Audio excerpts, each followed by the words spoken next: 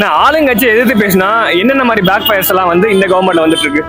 Actually ஆளுங்கட்சி எதிர்த்து பேசினா என்னென்ன பேக் ஃபயர்ஸ்ன்றதை விட டைரெக்டாக நைட்டு வந்துட்டு உங்களை அரெஸ்ட் பண்ணுறதுக்கு துடிப்பாங்க, அதே நேரத்தில் அரெஸ்ட்டும் பண்ணுவாங்க. இது மேஜராக நடக்குது.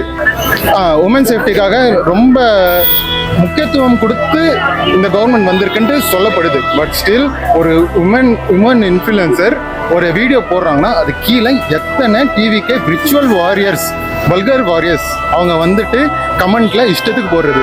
சார் அவங்க எல்லாம் விர்ச்சுவல் வாரியர் சைட்ல இருந்தா போடுறாங்கன்னு தெரியுமா? டிவிக்கே விர்ச்சுவல் வாரியர்ஸ் தான் அங்கே நீங்கள் அந்த கமெண்ட் செக்ஷனில் பார்த்தீங்கன்னா கண்டிப்பாக டிவிக்கே விர்ச்சுவல் வாரியர்ஸ் அப்படின்ற ஒரு டேகோட தான் அவங்க போட்டிருக்காங்க. நீங்கள் கேட்குறீங்க பார்த்தீங்களா, ஷோரன் கேட்குது, அந்த பேர் அவங்க வச்சுட்டு வர்றது அப்படி தான் வராங்க. இல்லையா ஏதோ ஒரு இன்ஃப்ளூயன்சர் போகிறாங்கன்னா அந்த வீடியோவை எடுத்துட்டு லைக் சில இன்ஃப்ளூயன்சர் இருக்காங்க, இந்த ஜோ ஃபேமிலி வ்ளாக்ஸ், இந்த அவர் பேர் என்ன திருச்சி கார்த்தி, குட்டி மியாவ், இந்த மாதிரி சில இன்ஃப்ளூயன்சர்ஸ் எல்லாம் இருக்காங்க. அவங்க எல்லாருமே என்ன பண்ணுறாங்க, இஷ்டத்துக்கு ரொம்ப இன்னும் ஆஸ்திரேலியாலாம் ஒருத்தர் இருக்காப்புல, அவர் எல்லாமே இஷ்டத்துக்கு எடுத்து கெட்ட வார்த்தையாக பேசிட்டு போட்டுட்டு இருக்காங்க.